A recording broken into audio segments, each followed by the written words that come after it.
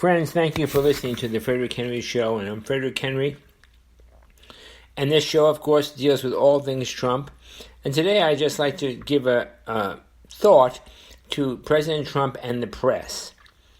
Namely, the interchange that goes on a daily basis. I know that a lot of people find that dynamic and exciting. Some people call our president savage when he approaches the idiot press. And I have to honestly say that people in a press conference with the President of the United States face-to-face, asking the kind of silly questions and follow-up questions and repeated questions and gotcha questions and all the kind of things that the press asks, amazes me. Because I should think that the people would want to know what the president thinks, really thinks. I should think that people wanted to know what the president plans, really plans. I should think that people want to know what the president sees the present and the future to be, really, truly, and not be antagonistic and have a lot of gotcha questions. But it seems that the press is all about fake news. And what the president means by fake news is not lying per se, but coloring the news with all kinds of adjectives and adverbs, nasty words that color the sentence, that the word scheme, or the word lie, or the word claim, or the word propose, or the idea that when the president said that there's a drug called oxychloroquine out there that holds a lot of promise for the future and may be the answer, and then everybody runs off and calls him Dr. Trump, who's practicing medicine illegally. That kind of gotcha stuff is childish, infantile, and unworthy of the American people, and I find myself insulted by it. However, Ari Fleischer and others say even though the president performs well and does well against the press, it is counterproductive for the nation and especially for his own self to get into sparring matches with inferior people like Jim Acosta. Now, the point is that Ari says, well, let the president come out. And I have very big respect for Ari Fleischer. He's not a Trumper. He's a Busher, but he is not a globalist as far as I can see. I think he really believes in President Trump and believes in the Trump administration and believes in the rule of reasonableness on the part of the press and the part of the president. So Ari Fleischer says, listen, Mr. President, why don't you just go out there, make your statements, take one or two maximum questions. If the questions are silly, just pass the question up, go to the next question. If that question is silly, pass that one up, go to the next question, until you come to a substantive question, and then answer that question, only that question, thereby signaling to the press that you will not tolerate, not by being combative or adversarial or difficult, but just by ignoring silly questions, people who are silly. I know the president does not tolerate a stupidness, and you can't teach stupid. Stupid is stupid. And so the president combats it, and I think ultimately it's good for the nation to see how silly our press corps is. But at the same time, I understand Ari Fleischer saying, do we have to suffer through these idiot press people when our president is so bright and brilliant? And so that comes to Jim Acosta and his questions. Now, I watched the press conference today on Good Friday, the 10th of April, 2020. And Jim Acosta's question was difficult difficult in the sense of abrasive, and difficult in the sense of accusatory, and difficult in the sense of questioning the veracity, the truthfulness of the president. So that is insulting. And personally, I would just pass by Jim Acosta. However, I have watched the Trump rallies, and I've seen Jim Acosta in the back, and I've seen him being approached by Trumpers and attendees at the Trump rallies for his signature, for his autograph, for a picture with him, and the like more. So, in a certain sense, this is theater, this is drama, this is false in and of itself on the part of Jim Acosta. And is he really like that? Is he really as dumb as he looks to be? or is this all a gigantic game to keep the Acosta name up there? Now, what do I mean by that? We have others, somebody, I won't mention their names, holding up a bloodied head of Trump as though he was slain by some actress. Now, this actress is a nobody. She's long ago gone. She's a comedian, and her day is over, and she saw an opportunity to use Trump to get back into the game. Others, many others, especially in the Hollywood ilk, who are past their prime, have no new contracts, are not being invited to do any more sitcoms or presentations or even advertisements or even voiceovers. These people have come out of the woodwork to use Trump and attack Trump in order to advance themselves and advance their goals and advance their own careers, sort of stepping on him and stepping on his back and on his head in order that they may be lifted up by using him.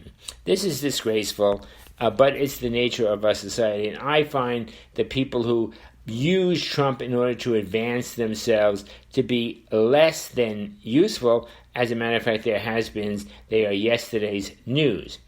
Now, that brings me to the daily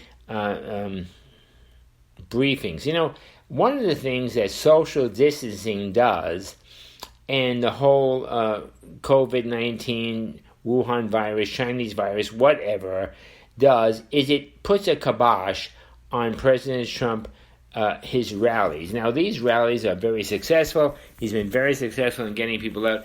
As he used to say, there's nothing like a Trump rally. And just today, I met a couple as I was walking out with my wife who have attended 9 Trump rallies. And these good people are ecstatic. They went to the Trump rallies. They stood in line. They were able to get to the front. They saw the president, and they caught his attention. They got photographs, personal photographs, one-on-one with the president. They got the president's autograph on a book. They got a president's autograph on a dollar bill. They got a president's autograph on a shirt. And they had a chance to have a conversation with the president. They said the president didn't come by and just sign a signature. He signed a signature on the way to the podium. On the way back, he stopped by us, they told me, and he asked us some questions, and then he autographed a book for us. And then when he saw us at the next rally, we were also in the front, he stopped and he said, well, I saw you at the last rally. Wonderful to see you again. And over the 9 rallies, President Trump has gotten to know these people because they're big supporters of Trump, and he has been very, very solicitous of them. And at one particular rally where they were unable to get to the front, were unable to get even tickets, they went and somebody saw them from the Trump team and said, come here. The president knows you, because the staffer knew them, and they were able to get into the rally, although not in the front, because they were noticed. Now, this is a man who's the president of 380 million people, the leader of the free world, the most powerful man in the whole entire world, and he takes time to notice individual private citizens, individual citizen voters. This is his strength. This is his genius. This is his power. And the Democrats, I believe, have done everything in their power, and they continue to use. They did not invent this virus. They did not infect the people with this virus. This is not a conspiracy in any means. But being presented with a crisis, and under the Rahm Emanuel theory of never let a crisis go to waste, the Democrat Party has used this crisis to advance their cause and to try to destroy President Trump so that they can have power, so that they can achieve greatness, so that they can do the things they believe they can do, the things that he's done. Of course, they are not him, and so they could never do what he does. Nonetheless, President Trump has these daily briefings with the doctors. Now, we know that Fauci is a doctor, but when was the last time he treated a patient in person, one-to-one, in a hospital or an office setting? He's a research doctor, and he's been 6 presidents, I think it is. So he's been a long time. He's a tried and true war horse. He's a used-up tire, he's whatever you want to call it. And then we have Dr. Briggs. Dr. Briggs is a colonel in the military, an accomplished physician, researcher herself, but when was the last time that she treated patients? So the president, in an early news conference several weeks ago, in consultation with other doctors who treat real patients in real time, in their offices, at home, in the hospitals, had heard of hydroxychloroquine and zithromycin treatments, and he said in a press conference that he thought this was a good thing, that he had heard good things about it, and he held out the hope and the possibility that this might be a very big game changer for the whole entire COVID-19 Wuhan Chinese virus thing. And lo and behold, everybody's screaming, oh, he's making believe he's a doctor, he's running around as a doctor, he's giving medical advice without a medical license, etc., etc. See, this is the fake news. Instead of just saying the president, in consultation with doctors nationwide and worldwide, in France, in Germany, in the United States, even in China, has come to hear a common theme, and that theme is hydroxychloroquine and azithromycin, and even with the addition of zinc, therapies have been very, very successful with the virus patients in the beginning, in the middle, and at the end of their infection. And so instead of saying that, they said, oh, he's making believe he's a doctor, he's strutting around though he's a medical person, he's giving medical advice, he's having prescriptions. Now, I equate that with every day I watch the TV and I see all kinds of advertisements for arthritis drugs and for all kinds of drugs, nerve drugs and depression drugs and everything else, and they say, this does this and this does that. Wonderful, wonderful American television watcher. Just contact your doctor and tell your doctor you want this. Tell your doctor you want this. Now, we have subsequently people who have said that they were, one of them is a state senator, and several others, mainly featured on the Laura Ingraham show, who said that they were not given this drug. They had got the COVID-19. They increasingly got worse and worse and worse.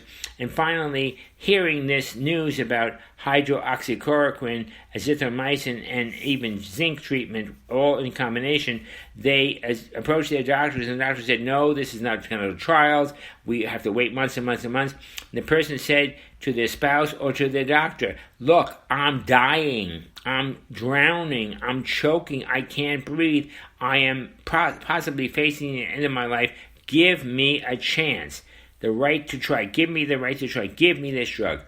And in each one of the 3 or 4 cases that have been highlighted on Laura Ingraham, and also backed up by Dr. Stephen Shepard, a renowned epidemiologist and a practicing doctor who practices with 1,000 or plus patients having the COVID virus, that this works. It works. It does the job. It saves lives.